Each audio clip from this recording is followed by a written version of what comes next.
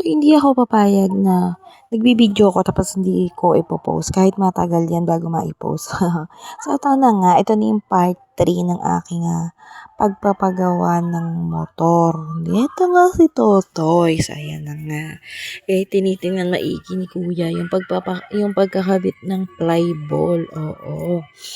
Kasi nga, ito yung pinaka-sensitive na part din dito sa motor na kagaya nitong Mio Sporty kasi nandiyan yung buhay ng Mio Sporty kung paano yan tatakbo kagaya ng flyball, pump belt, at saka yung clutch lining. So, hindi ako masyadong aware sa mga parts na yan kasi nga hindi naman ako talaga naghagawa ng motor, o diba? So, ang itim kaagad nung aming motor dyan sa loob, sabi ko, Kuya, kakapalinis lang namin yan kasi nga 'di ba nagpalit kami ng pump belt, mga ilang buwan lang ang nakaraan. Ang sabi naman niya ay ganun talaga yan kasi wala namang siyang lalabasan ng dumi. Kumbaga paikot-ikot lang yung dumi niya dyan. Kaya dapat pala, sabi niya ay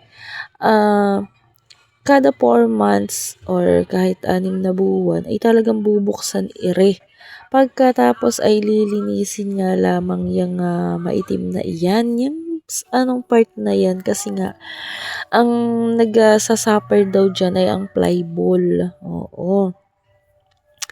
Kaya kailangan na talaga naming bumili ng tools na pambukas dito nga sa may gilid at kahit saan part diyan ng motor kasi kailangan pala na mini-maintenance din yung paglilinis nga rito. O ayan yung mga flyball na binili ko sa Lazada. I mean na inutang ko lang.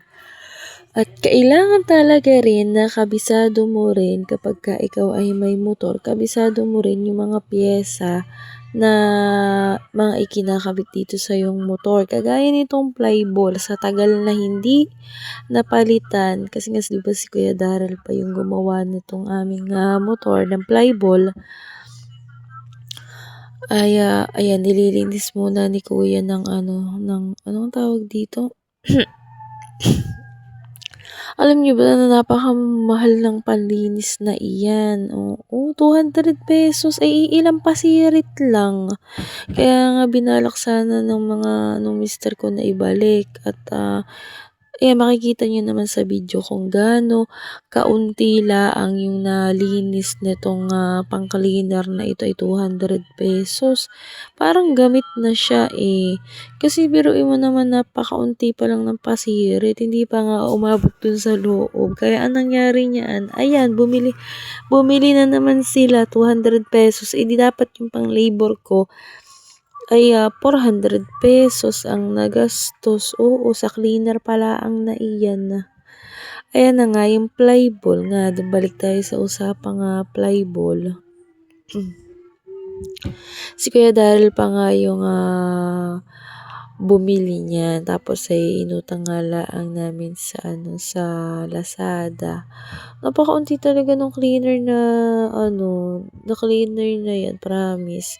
Samantalang yung binili na bago, talagang 200 pesos din siya. Ay, ang dami. Buong loob na na linisan na ay meron pang tera. O, diba?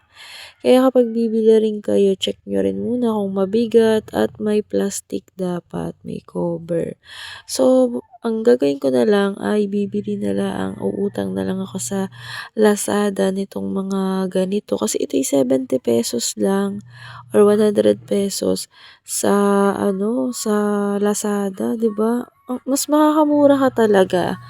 Kaya nga lang, sabi ko nga sa inyo, dapat alam nyo yung mga ipinapalit na piyesa sa inyong mga motor. Kagaya nga nitong flyball, sabi ko sa inyo, itong flyball ay matagal na nga si Kuya Daryl na nagpalit, 'di ba?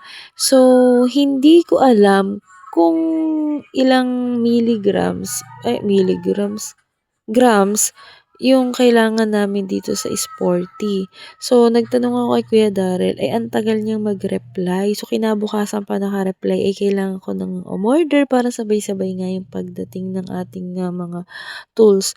So, ang nangyari, ayan o, tingnan nyo, ubos na kaagad yun. Ganun lang kaunti yung laman ng biniling 200 pesos na pang cleaner.